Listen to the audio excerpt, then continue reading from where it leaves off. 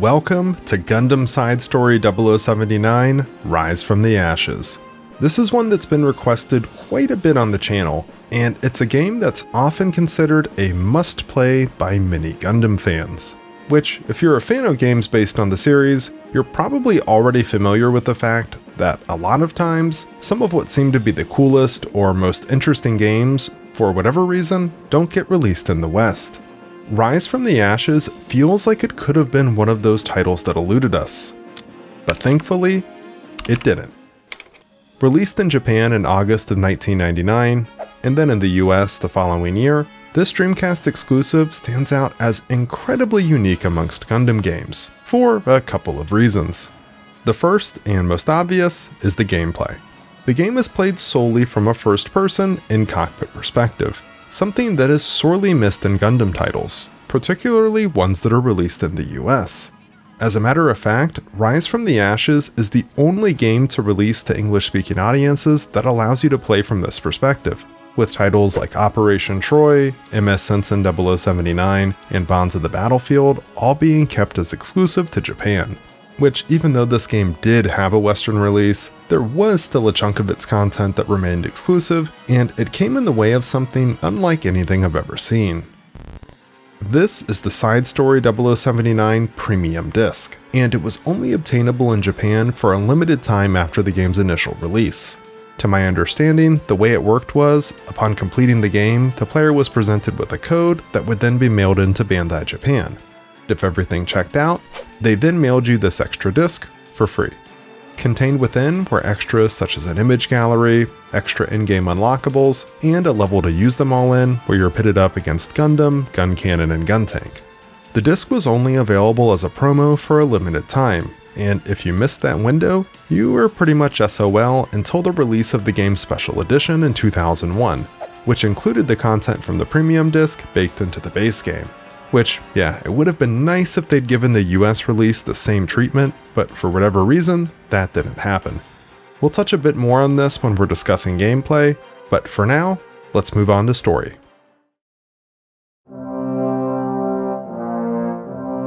The game opens up by giving a brief introduction to the situation at hand in the year 0079. After, you're put in the shoes of mobile suit pilot Lieutenant Rayer, team lead of an elite Federation unit known as the White Dingo Team. Comprised of a total of 3 pilots and 1 operator, the unit gets deployed to Australia as part of a counter-offensive effort against Zeon forces in the final stages of the One-Year War.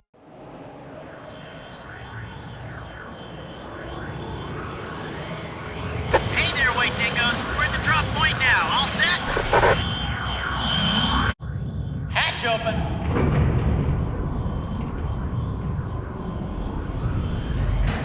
Good luck, guys!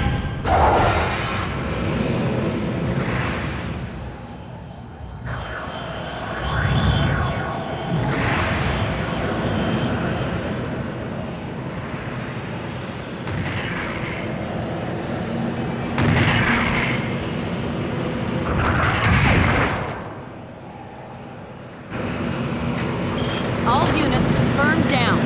No problems. Minovsky particle output at combat density. I'm not picking up any large-scale movement in the enemy area. It seems like we may have caught them off guard. A meteor shower. Remnants of the colony drop. Maybe they're the souls of all those that were killed in the drop, drawn back by the Earth's gravity. Wow, what an incredible sight to behold.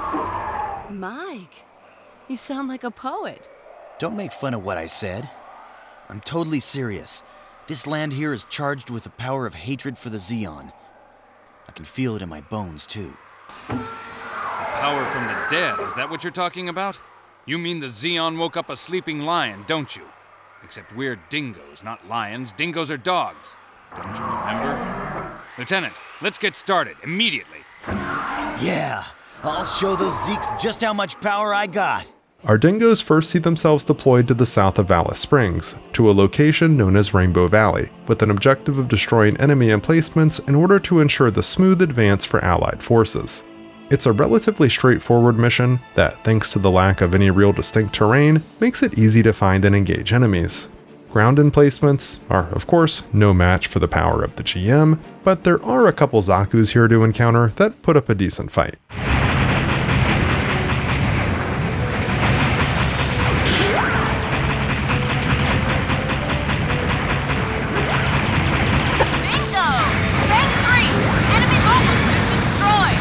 Up next is the liberation of Alice Springs, which gives us our first taste of urban warfare. Lieutenant, like Commander Stanley informed us, there are many civilians still in the Alice Springs metropolitan area. I think a lot of them stayed in the center of the city because the Zeon valued the civilians who worked in the occupation base and let them live safely in exchange for their full cooperation. I think it's best if we avoid the center of the city so we can minimize any damage we do. We can then liberate the entire area after the outlying areas have been secured and disarmed. And if we do any fighting in the city center, we have to be careful not to frag any water tanks, right? Okay, got it.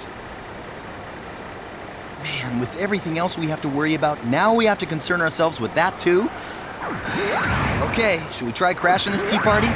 Our objectives here are pretty simple. Enter the city and neutralize any threats we encounter, including a potential train that needs destroying.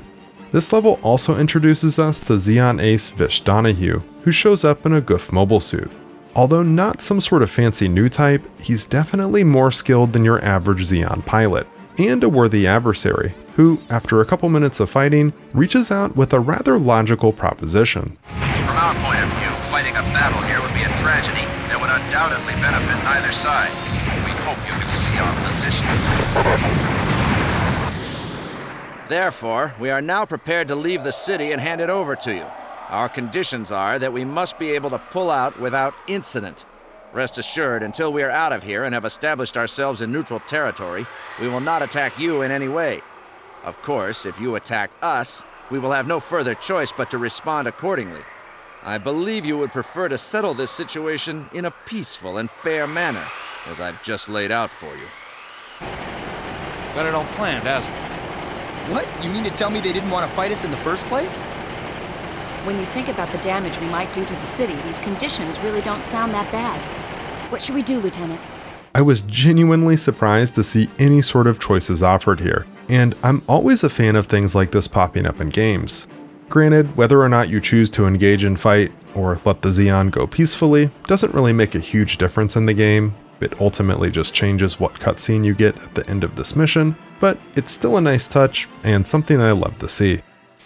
The remainder of the story sees the White Dingoes continue to push back against the Zeon.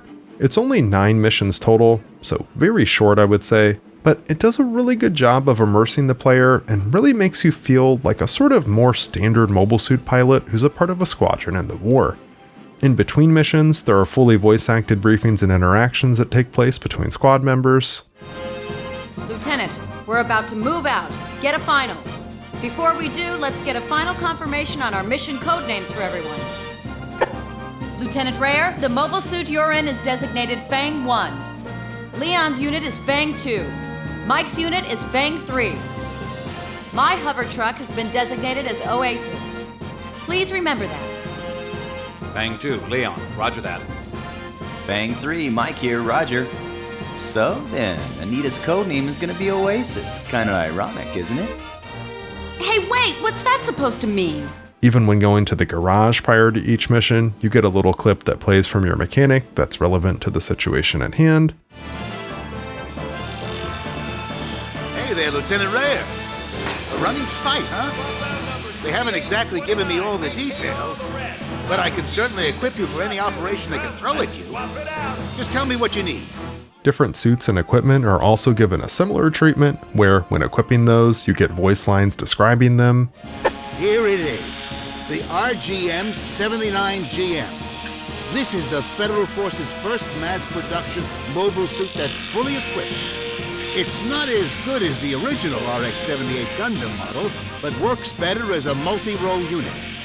I think it's a lot more capable than the enemy's outdated Zaku suits. This is the basic weapon for land war use. One shot doesn't pack much of a punch, but it's effective at full auto and you get plenty of ammo. If you don't know what to pick, this is the safest choice. The main appeal of this thing is the blast effect and explosive damage it inflicts with a direct hit. However, the damage it can cause to things around it can make it hard to use. Choose this only if the mission demands it.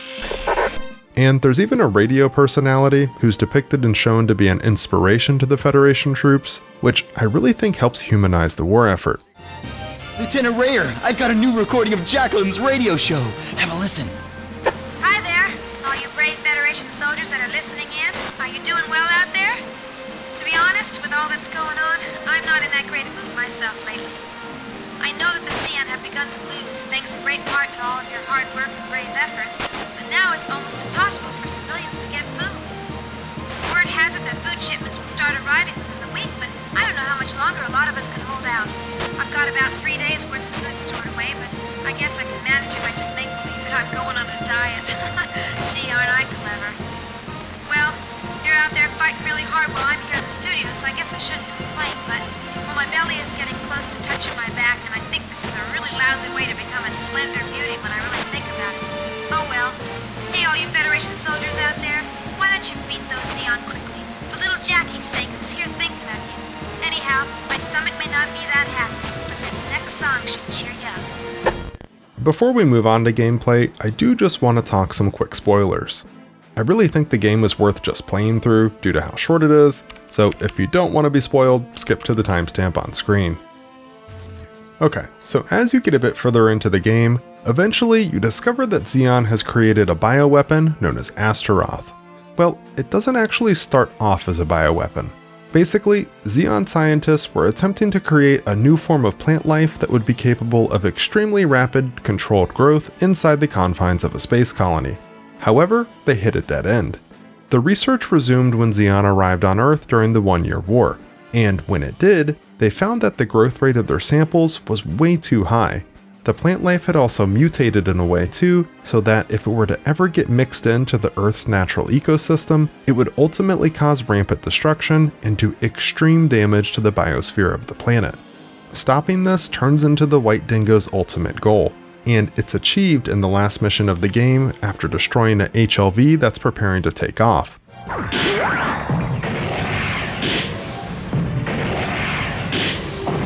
output on the center HLV is dropping. Looks like it's having some trouble.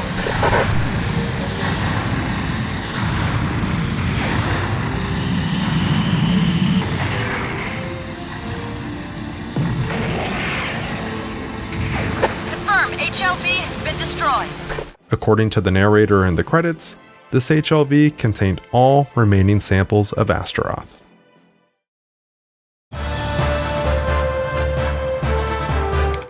Alright, let's talk gameplay. First, we'll quickly cover the gameplay loop, then touch on controls, feel of gameplay, etc.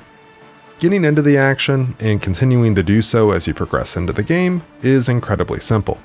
In between missions, you're presented with a sort of main screen from which you can re-listen to briefings, listen to messages from squad mates, and most importantly, access the garage. Which there isn't a ton of customization in the game, but as you move further into it, options do open up a little.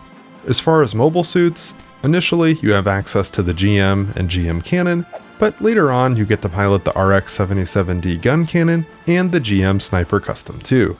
Each has a small variety of weapons to choose from, with the most standard weapons being the basic machine gun and rocket launcher. You do gain access to a prototype beam rifle though on one specific mission, and upon completing the game, you gain access to additional weapons that can be toggled on in an extra options menu. This includes the prototype beam rifle I just mentioned, so you can use it just on whatever mission, a beam spray gun, and a more standard beam rifle. Depending on which suit you're selecting, you also get access to a special weapon, like the GM cannon's cannon for instance, while a standard GM instead gets access to a hand-thrown grenade. The final piece of equipment you get to have some variety with are shields.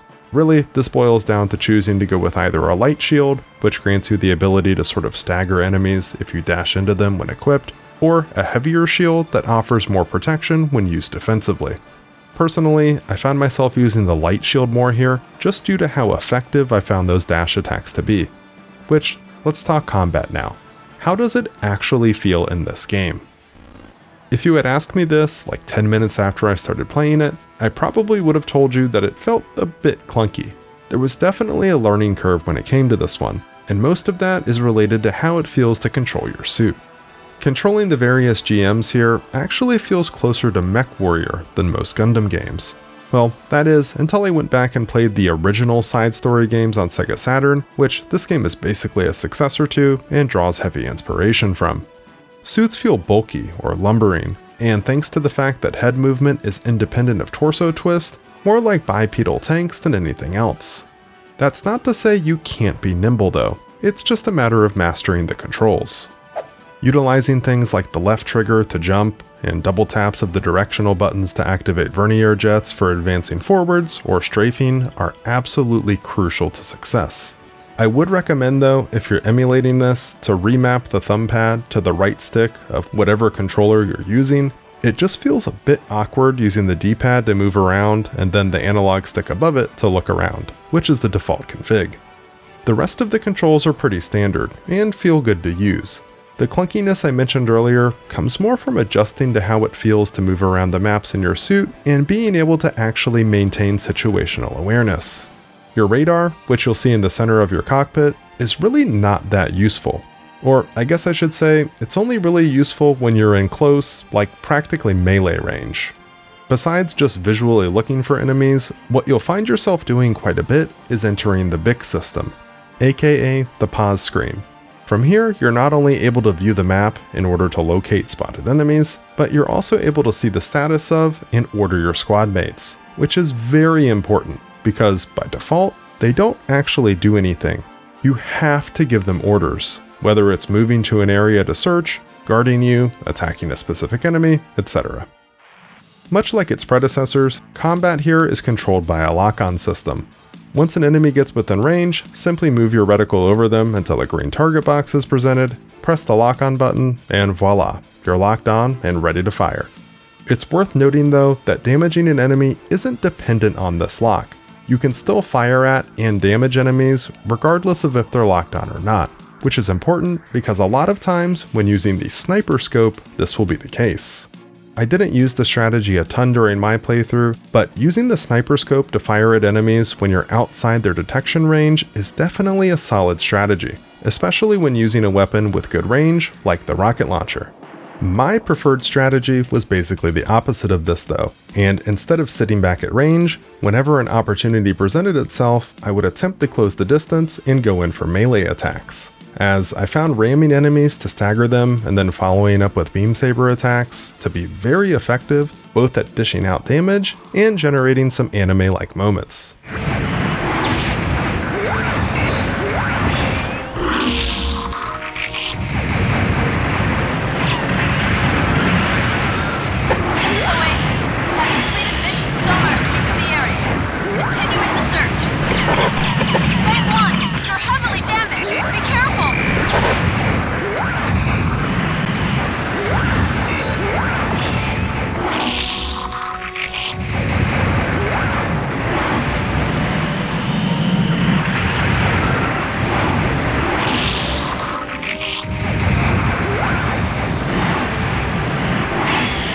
Overall, I would say the game has an almost sim-light-like feel to it.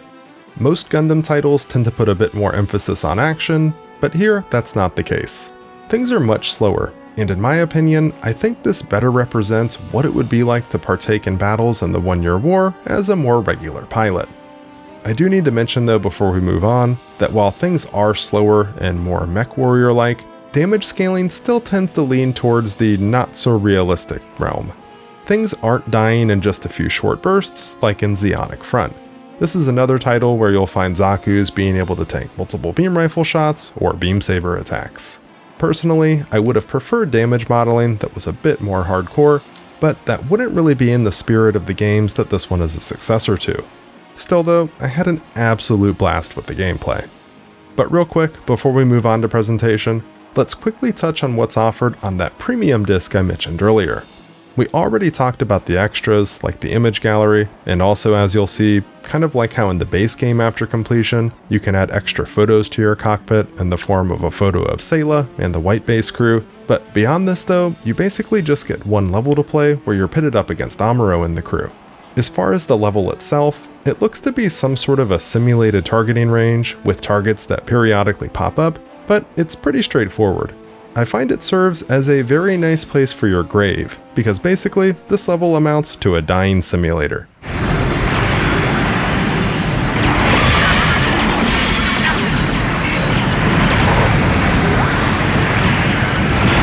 レーター終了です。お疲れ様でした。実戦に出るのはもう少し待った方がいいと思います。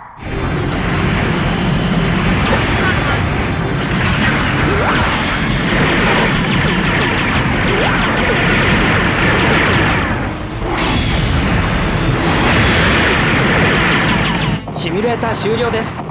お疲れ様でした。実戦に出るのは I did manage to take out Gun Cannon once, but dear lord is Amuro absolutely ridiculous. I'm sure it is possible to take him down, but it may take me a bit of time to do that.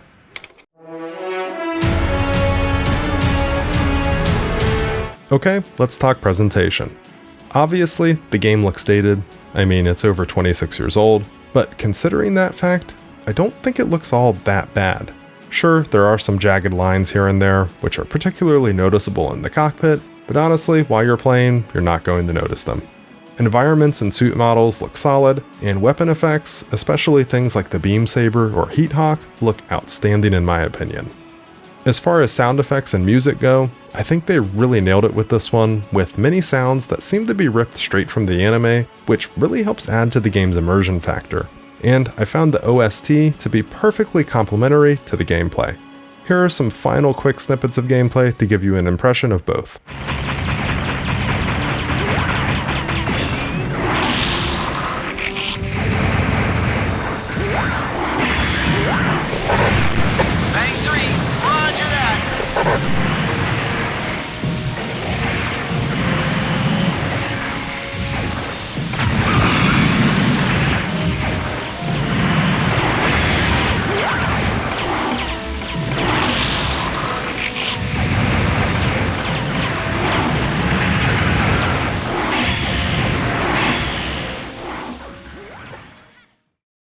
So yeah, if you're a fan of Gundam, or maybe even just mech games in general, I 100% recommend checking this one out.